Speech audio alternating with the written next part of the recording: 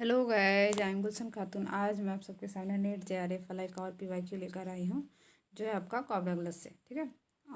तो चलिए समझते हैं थोड़ा सा कॉब डगलस का इक्वेशन। कॉब डगलस का इक्वेशन क्या होता है? Q is equal to A L power alpha and K power beta. ठीक है।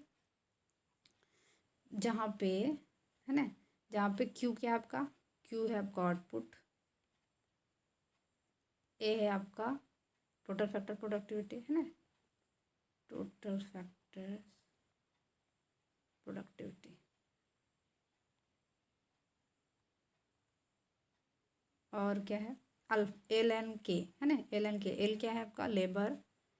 एल क्या है आपका? लेबर। और के क्या है? कैपिटल। ठीक है।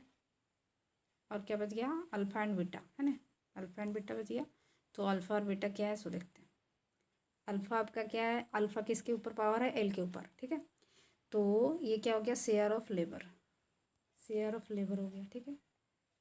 या फिर इसको हम लोग बोल सकते हैं इलास्टिसिटी ऑफ लेबर। क्या बोलेंगे? इलास्टिसिटी ऑफ लेबर, यानी लेबर की इलास्टिसिटी, है ना।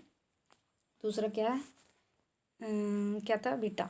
बीटा क्या है आपका? किसके ऊपर पावर है? बीटा किसके ऊपर पावर है?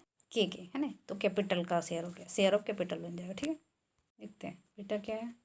Share of capital, share of capital, या फिर इसको लिख सकते हैं elasticity of capital, elasticity of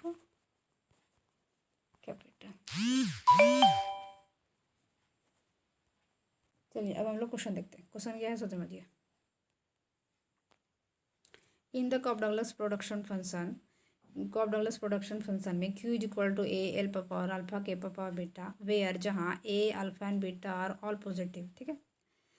the parameters alpha and beta measure, तो कहता है पैरामीटर्स अल्फा और बीटा किस चीज़ को मेजर कर रहा है? नंबर 1 में है output elasticity of inputs, second है इलास्टिसिटी ऑफ सब्सटीट्यूशन, थर्ड आपका इनपुट प्राइस ऑफ आउटपुट, और डी आपका टेक्नोलॉजिकल कंडीशन। तो समझ आ गया होगा क्या होगा? बताइए। टेक्नोलॉजिकल कंडीशन तो होगा नहीं, इसको ए को हम लोग डिनोट कर सकते थे, ए को टोटल फैक्टर प्रोडक्टिविटी को टोटल टेक्नोलॉजिकल कंडीशन कह सकते हैं। आगे कह रहा है इनपुट प्राइस ऑफ आउटपुट, तो ये होगा नहीं, है ना। इलास्टिसिटी ऑफ सब्सटीट्यूशन तो है नहीं, तो बचा क्या? आउटपुट इलास्टिसिटीज ऑफ इनपुट्स, यानी अब इनपुट्स कैसे? लेबर एंड कैपिटल क्या है? इनपुट्स है, तो इनपुट्स का ही तो इलास्टिसिटी है ना, आउटपुट इलास्टिसिटी ऑफ इनपुट। ठीक है। तो ये आपका ए नंबर वाला आंसर हो जाएगा। Thank you guys.